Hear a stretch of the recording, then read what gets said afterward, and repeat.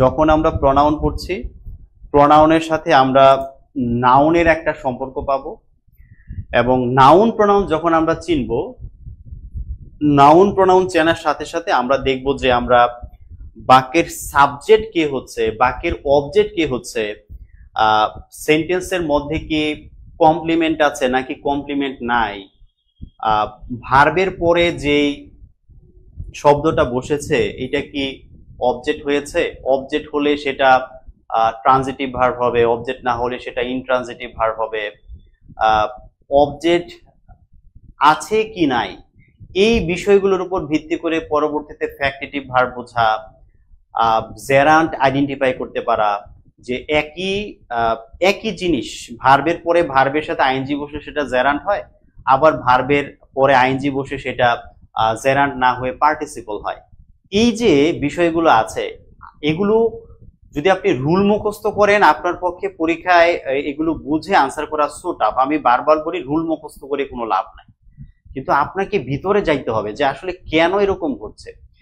নাউনের আলোচনা কিন্তু আপনাদেরকে এই পর্যন্ত করিয়ে নিয়ে আসছি এই কারণেই যেন আপনারা এই বিষয়গুলো একটু উপলব্ধি করতে পারেন যে এখানে নাউন কিভাবে কাজ করছে। আজকে আমরা প্রনাউনের আলোচনা শুরু করব।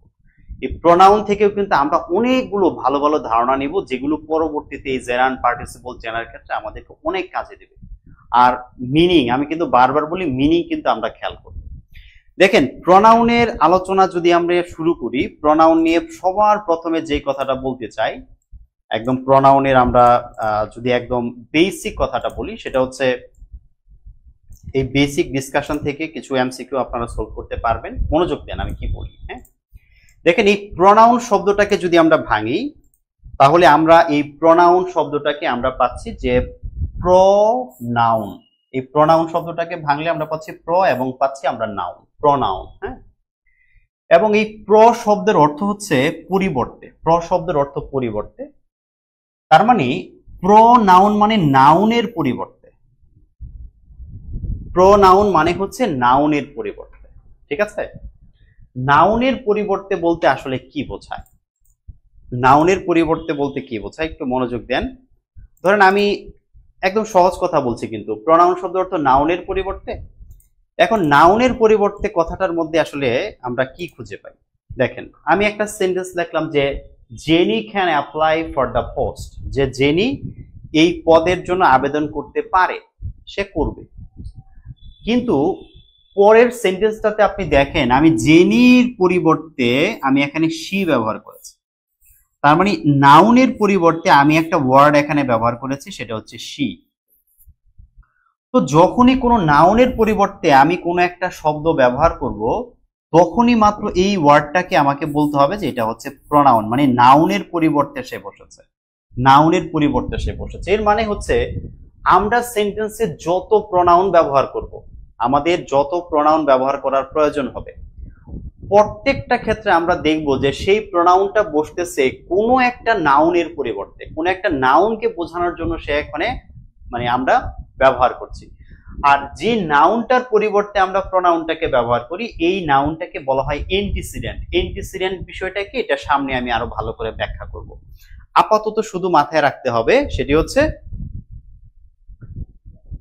হচ্ছে যে প্রনাউন আমরা ব্যবহার করব কোনো নাউনের পরিবর্তে, নাউনের পরিবর্তে যেই শব্দটা ব্যবহার করা যাবে সেটিকেই বলবো আমরা প্রনাউন, অন্যথায় প্রনাউন বলতে পারবো না। এই জন্য আমরা যখনই কোনো একটা শব্দকে আমরা প্রনাউন বলতে চাইবো, আমরা একটু পরে প্রনাউনের ক্লাসিফিকেশন পড়ব, প্রনাউনের কিছু ব্যবহার শিখবো, তো আমরা মাথায় রাখবো যে প্রনাউনের যখনই আমি কোনো শব্দকে বলবো প্রনাউন, আমার মাথায় এটা আনবো যে কোন নাউনটার পরিবর্তে আমি প্রনাউনটা ব্যবহার করলাম, কোন নাউনটার জায়গায় আমি প্রনাউনটা ব্যবহার করলাম, আমি এটা চিন্তা করবো। যদি আমি দেখি যে হ্যাঁ ওই নাউনটার পরিবর্তে এই প্রনাউনটা ব্যবহার করা যাচ্ছে তাহলে আমি শিওর থাকবো এটা প্রনাউন।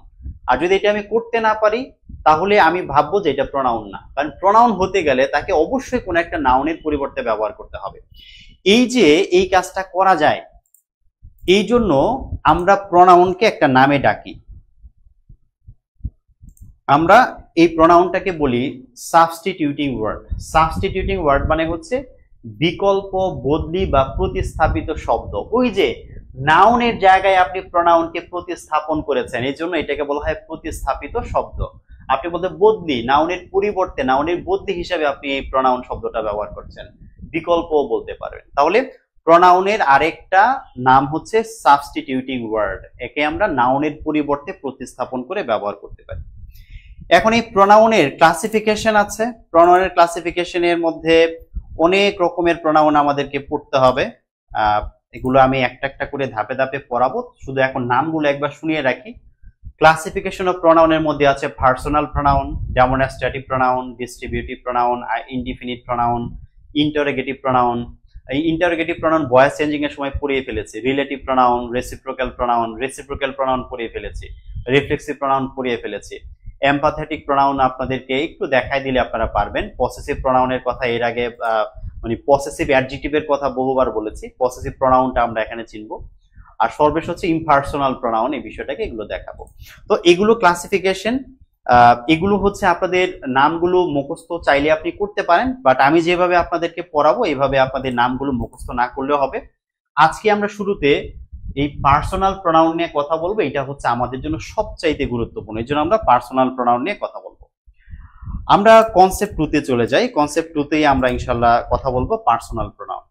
পার্সোনাল প্রনাউন আপনাদেরকে এর মধ্যে আমি মনে হয় বেশ কয়েকবার বলেছি যে প্রনাউনের ক্লাসে গেলে আপনাদেরকে পসেসিভ প্রনাউন ডিগ্রির ক্লাসে বলেছিলাম, পসেসিভ অ্যাডজেক্টিভের বিষয়গুলো এগুলো একদম মানে ক্লিয়ার করব। খুব মনোযোগ দেন, আজকের ক্লাসটাই হচ্ছে রুট, প্রনাউনের রুট। হ্যাঁ, এইটা বুঝলে বাকি আলোচনা আমাদের জন্য অনেক বেশি সহজ হবে ইনশাআল্লাহ। তো পার্সোনাল প্রনাউনের মধ্যে আমরা প্রথম যে বিষয়টা নিয়ে কথা বলতে পারি, পার্সোনাল প্রনাউনের আগে একটা চার্ট আমাদের খেয়াল করতে হবে। একটা চার্ট কেন আমরা খেয়াল করব? এই চার্টটা খেয়াল করার কারণ হচ্ছে যে আমরা প্রনাউনের 5টা রূপ পাবো সব সময়। আমরা যেরকম ভার্বের 3টা রূপ পাই, প্রেজেন্ট, পাস্ট, পাস্ট পার্টিসিপল, আমাদের এই পার্সোনাল প্রনাউনগুলোরও 5টা রূপ আছে। রূপগুলো কি কি? আমরা প্রথম যে রূপটা আছে এটাকে আমরা বলি সাবজেক্টিভ ফর্ম, বা আমরা এটাকে সাবজেক্ট বলি এক কথায়। আরেকটাকে বলি আমরা অবজেক্ট, তারপরেরটাকে বলি আমরা পসেসিভ অ্যাডজেক্টিভ, পসেসিভ অ্যাডজেক্টিভ বলি। তারপরেরটাকে বলি আমরা পসেসিভ প্রনাউন বলি, এবং সব শেষেরটাকে আমরা বলি রিফ্লেক্সিভ প্রনাউন বলি। খেয়াল করেন, এই যে সাবজেক্টিভ ফর্ম বা প্রনাউনের যে সাবজেক্টের যে ফর্মটা আছে, এটাকে আরো 2টা নামে আমরা একটু চিহ্নিত করে রাখি। একটা হচ্ছে সাবজেক্টিভ ফর্ম, এটাকে আমরা সাবজেক্টিভ ফর্মও বলতে পারি। আবার এটাকে কোনো কোনো বইতে বলেছে যে নমিনেটিভ ফর্ম। নমিনেটিভ ফর্ম মানে হচ্ছে সাবজেক্টিভ ফর্ম, একই কথা, নমিনেটিভ ফর্ম বা সাবজেক্টিভ ফর্ম। আমি একটু ছোট করে দেই, ভেঙে যাচ্ছে। আর অবজেক্টিভ যে ফর্মটা আছে এটাকে আমরা অবজেক্টিভ ফর্ম হিসেবে আমরা অনেক বইতে পাবো, অবজেক্টিভ ফর্ম হিসেবে এটাকে চিহ্নিত করেছে। আর পসেসিভ অ্যাডজেক্টিভ যেটাকে বলছি, পসেসিভ অ্যাডজেক্টিভ কিন্তু এক রকমের ডিটারমিনার। আমরা মানে গত ক্লাসে দেখেছিলাম যে পসেসিভ অ্যাডজেক্টিভ বলি যে হি, হার, এগুলোকে আমরা ডিটারমিনার হিসেবে কি করতে পারি, বলতে পারি, একই কথা।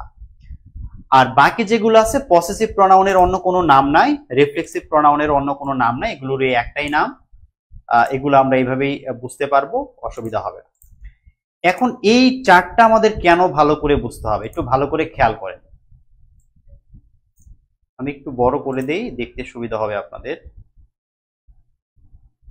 খেয়াল করেন, আমরা এই প্রনাউনগুলোর দিকে একটু তাকাই। একটা হচ্ছে আই হচ্ছে সাবজেক্টিভ ফর্ম এবং মি হচ্ছে অবজেক্টিভ ফর্ম। এবং এই যে সাবজেক্ট এবং অবজেক্টিভ ফর্ম, এই দুইটার মধ্যে মূল বিষয়টা হচ্ছে যে একটা সেন্টেন্সে আমরা জানি ইংলিশ সেন্টেন্সে ভার্ব থাকবে, সেন্টেন্সের মাঝখানে ভার্ব থাকবে, এবং এই ভার্বের আগে আমরা যদি ভার্বের আগে কিছু লিখতে চাই তাহলে আমাকে সাবজেক্টিভ ফর্মটা লিখতে হবে, এবং আমি যদি ভার্বের পরে প্রনাউন বসাতে চাই তখন কিন্তু আমাকে অবজেক্টিভ ফর্মটা বসাতে হবে। তার মানে আমি যখনই ভার্বের আগে কিছু লিখবো তাহলে আমি এই মানে ঘরটার মধ্যে যা যা থাকবে, সাবজেক্টিভ ফর্মের এখানে যা যা থাকবে এই কলামের মধ্যে আমরা এগুলো লিখবো। আর অবজেক্টিভ ফর্মে যা যা থাকবে তা আমরা ভার্বের পরে লিখবো, ভার্বের পরে লিখবো। আমি চাইলেও কখনো এই ভার্বের আগে মি লিখতে পারবো না, যদি মি লিখি তাহলে ভুল হবে, মি লেখার সুযোগ নাই, ঠিক আছে? আচ্ছা, এবং পসেসিভ অ্যাডজেক্টিভে এটা কি হয়, মাই হয়, এরপরে মাইন হয় এবং মাই সেলফ হয়। আপনাদের মনে থাকার কথা, আমি আপনাদেরকে বলেছিলাম যে আচ্ছা আমি এগুলোর ব্যাখ্যাটা একটু পরে দিই, কেন এগুলোকে পসেসিভ অ্যাডজেক্টিভ বলে, পসেসিভ প্রনাউন কেন হয়। পসেসিভ প্রনাউন এবং রিফ্লেক্সিভ প্রনাউনটা যদি আপনারা ইতিমধ্যে চিনে গেছেন, তবু আমি একটু পরে ব্যাখ্যা দিব, বাকিগুলো আমি একটু দ্রুত লিখে দিই। উই থেকে আস, তারপরে আওয়ার, আওয়ার্স এবং হচ্ছে আওয়ারসেলভস। এখানে বোঝার বিষয় হচ্ছে একজন একজন বোঝালে সেলফ হয়, মাই সেলফ। আর আওয়ার সেলফ কেন হচ্ছে, আমরা অনেকজন, অনেকজন বলে তখন সেলফ লিখতে হয়, প্লুরাল করতে হয়। আপনাদের কোনো কমেন্ট পাচ্ছি না, আপনারা কি মানে আটকে গেলেন নাকি আমি আটকে গেলাম?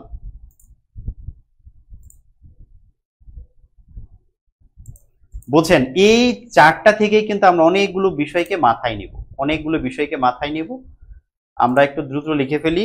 ইউ, এই যে দুইটা ইউ, এই দুইটা ইউ এর মধ্যে কি পার্থক্য আছে বলেন? দুইটা ইউ,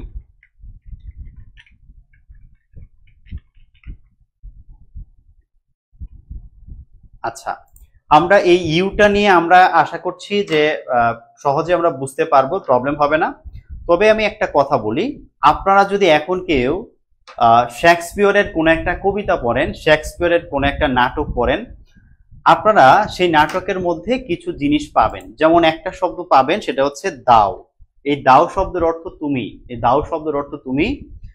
দি শব্দের অর্থ তোমাকে, দাই মানে হচ্ছে তোমার, থাইন মানে হচ্ছে তোমারটা, আর দাইসেলফ। হ্যাঁ, এগুলোকে বলা হয় ডায়ালেক্ট ফর্ম বা আর্কেইক ফর্ম। এটার মানে হচ্ছে যে ইংরেজি যে আমরা শিখছি, ইংরেজি যে আমরা শিখছি, আপনার এখনকার ইংরেজি আর শেক্সপিয়র যখন নাটক লিখেছে আজকে থেকে প্রায় 400 বছর আগে, তখনকার ইংরেজি কিন্তু একরকম ছিল না, অনেক ডিফারেন্স, অনেক চেঞ্জ আসছে।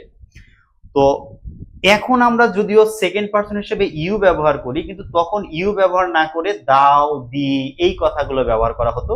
পরীক্ষার সময় আসতে পারে, পরীক্ষার সময় আসতে পারে যেগুলো কি ফর্ম, এগুলোকে বলা হয় ডায়ালেক্ট ফর্ম। আমি এখানে একটু লিখে দেই, এগুলোকে বলা হয় ডায়ালেক্ট ফর্ম, অথবা আরেকটা নাম আছে, এটা বলতে পারি আমরা আর্কেইক ফর্ম।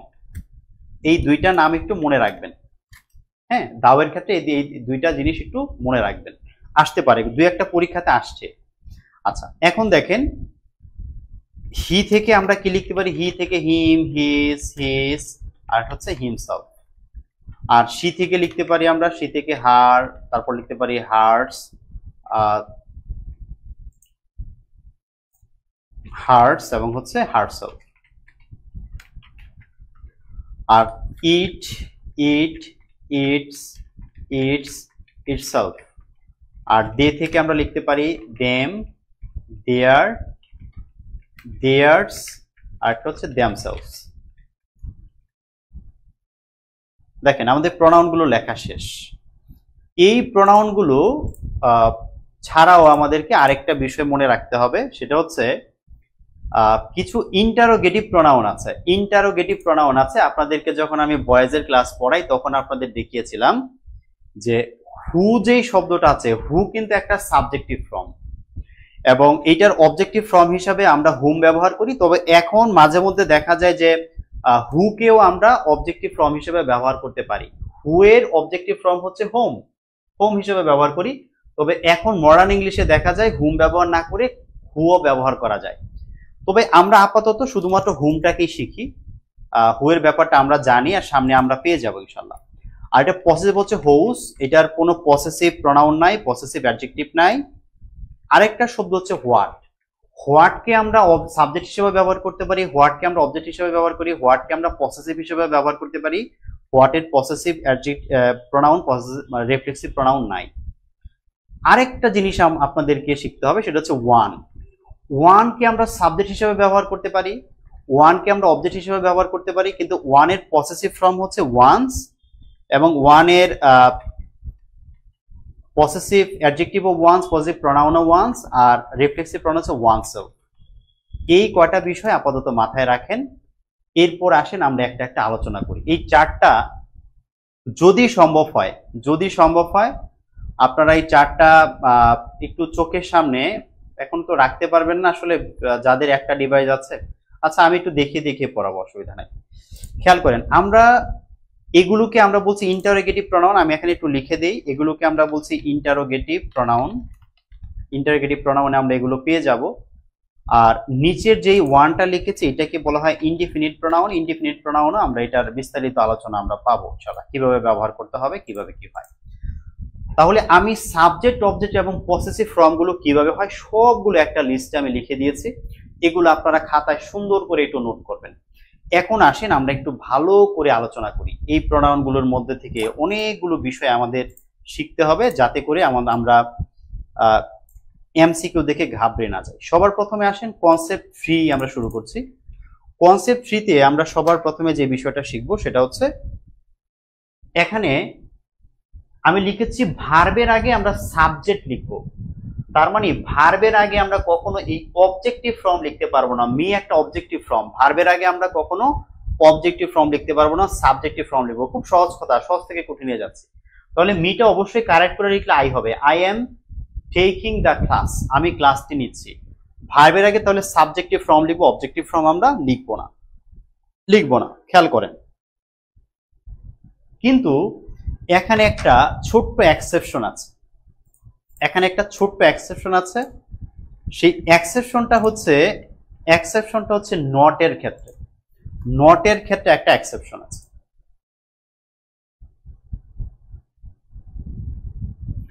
নটের ক্ষেত্রে এক্সেপশনটা হলো, আপনারা দেখবেন যে মাঝে মধ্যে কিছু সেন্টেন্স আপনাকে দিবে, সেই জায়গাতে আমরা দেখব যে sentences he is to be held responsible for loss, বাক্যটা ঠিক ছিল কিন্তু তারা হঠাৎ করে নট প্লাস একটা সাবজেক্ট এখানে উল্লেখ করে দিবে। এটা সাবজেক্ট ভার্ব এগ্রিমেন্ট আমরা আবার পাবো। তো মনে রাখেন যে সেন্টেন্সে একটা সাবজেক্ট হওয়ার কথা, কিন্তু একটা সাবজেক্ট অনুযায়ী বাক্যের ভার্বটা হচ্ছে ঠিক আছে, এই আগের সাবজেক্ট অনুযায়ী ভার্ব হবে ঠিক আছে, কিন্তু নটের পরে যদি কখনো আপনি এরকমের কোনো প্রোনাউন লিখতে যান, তখন এই প্রোনাউনটা আপনাকে সাবজেক্টিভ ফর্মে লিখতে হবে। আপনি অবজেক্টিভ ফর্মে লিখতে পারবেন না। আপনি বলতে পারবেন না হি নট মি, এইটা বলা যাবে না। আপনাকে বলতে হবে he not I is to be held responsible for loss, যে এই ক্ষতির জন্য আমি না, সে নিজেই দায়ী, সে দায়ী, আমি না। তাহলে আমরা শিখলাম যে যদি কখনো আমরা এরকম দেখি নট দিয়ে আমাদের সাবজেক্ট আছে, তখন নটের পরে সাবজেক্টিভ ফর্ম লিখবো, আর ভার্বটা হবে প্রথম সাবজেক্ট অনুযায়ী। কখনো এই সাবজেক্ট থেকে এখানে আবার এম লেখা যাবে না, যে আই এম লেখা যাবে না, লিখলে ভুল হয়ে যাবে। তাহলে নটের ক্ষেত্রে আমরা একটা এখানে ব্যতিক্রম পেলাম, আমরা এটা মনে রাখবো।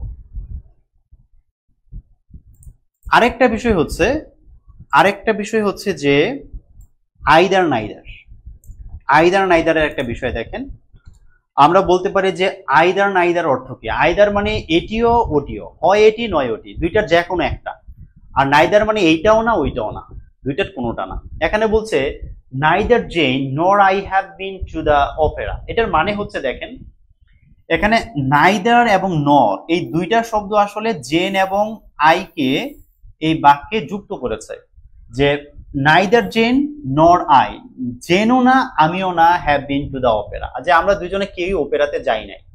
তো এখানে আমরা যে বিষয়টা খেয়াল করব, বাক্যের ভার্ব হচ্ছে হ্যাভ, যেহেতু বাক্যের ভার্ব হচ্ছে হ্যাভ, ভার্ব যদি হ্যাভ হয় তাহলে ভার্বের আগে আমাকে সাবজেক্টিভ ফর্ম লেখার কথা। দেখেন আমি সাবজেক্টিভ ফর্ম লিখেছি, এবং এটার আগেও যে আমি যে সাবজেক্টটা লিখবো এইটাও কিন্তু জেনও কিন্তু এখানে বাক্যের সাবজেক্ট, এবং এইটাও সাবজেক্টিভ ফর্মই হবে, দুইটাই সাবজেক্টিভ ফর্মে হবে। সাবজেক্ট মানে ভার্বের আগে যে ফর্মগুলো লিখছি আমরা সবগুলো আমরা কি করব, সাবজেক্টিভ ফর্মে লিখব। ঠিক আছে? আর এখানে ছোট্ট করে এগুলো যদিও আমরা সাবজেক্ট ভার্ব এগ্রিমেন্টে পড়বো, তবুও ছোট্ট করে যদি আমি একটু বলে দেই, যে কোনো সেন্টেন্সে যখন আপনি নর এবং অর পাবেন, এই লাইনটা মনে রাখবেন যে নর এবং অর যখন পাবেন, তখন আমরা সাধারণত শেষের যে সাবজেক্টটা থাকে এই সাবজেক্টটা দেখে আমরা বাক্যের ভার্বটা লিখি। আগের সাবজেক্ট দেখে ভার্ব লিখলে এখানে জেন দেখে লিখলে হ্যাজ হইতো, কিন্তু আমরা পরেরটা দেখে লিখবো। এটা আমরা বুঝবো কিভাবে? এটা বোঝার জন্য মাথার মধ্যে একটা ছোট্ট জিনিস রেখে দেন, সেটা হচ্ছে দেখেন এই বাক্যটাতে বলছি নাইদার জেন, জেনও না নর আই, আমিও না, have been to the opera. জেনও যায় নাই, আমিও যাই নাই, তাহলে গিয়েছে কে? আসলে কেউ যায় নাই। তার মানে এই জায়গাতে আমরা বলতে পারি যে এই যে ভার্বের কাজ, এইটা আমিও করি নাই, জেনও করি নাই। তার মানে এখানে এই হ্যাভ এর সাবজেক্ট কেউ না, কেউই কাজটা করে নাই। এখন কেউই যখন কাজটা করে নাই, তখন কাকে দিয়ে আমি ভার্বটা লিখবো, কাকে অনুযায়ী আমি ভার্বটা লিখবো? তখন ভার্ব করে কি, যে সে বাছ বিচার না করে, যেহেতু তার দায়িত্ব কেউ নিতে চাচ্ছে না, যে তার কাজ কে করেছে, দায়িত্ব নিতে যাচ্ছে না, এই ক্ষেত্রে আমরা চিন্তা করব যে যেহেতু দুইজনের কেউই দায় স্বীকার করছে না, তাহলে ভার্ব সে তো কাকে তো সাবজেক্ট হিসেবে নিতে হবে। সে তখন করে কি, তার কাছে যাকে পায়, হ্যাঁ, চুম্বক যেরকম কাছেরটাকে টানে, ঠিক একইভাবে সে কাছে যাকে পায় সেই অনুযায়ী সে চেঞ্জ হয়ে যায়। তো এখানে শুরুতে আই আছে, আয়ের জন্য আমরা এখানে কি করে ফেলেছি, আয়ের পরিবর্তে আমরা এখানে হ্যাভ লিখে ফেলেছি। ঠিক আছে, কাছেরটাকে নিবে, এটা মনে রাখলেই হবে যে দুইজনের কেউ রাজি না, এই জন্য কাছেরটাকে নিয়ে নিচ্ছি। যেমন দেখেন, যেমন এখানে আরেকটা সেন্টেন্স যদি দেখাই, either he or I need to do it. এখানেও সেম বলতেছে আইদার হি, যে হয় সে, অর আই অথবা আমি, নিড টু ডু ইট, যে হয় তাকে কাজটা করতে হবে বা আমাকে কাজটা করতে হবে, দুইজনের যে কোনো একজনকে কাজটা করতে হবে। তো এখন আমি করব নাকি সে করবে, কে করবে, এটা তো ভার্ব জানে না, কে করবে জানে না, তাহলে সে কাকে সাবজেক্ট হিসেবে নিবে, তার কাছে যে আছে তাকেই সে কি করবে, সাবজেক্ট হিসেবে নিবে।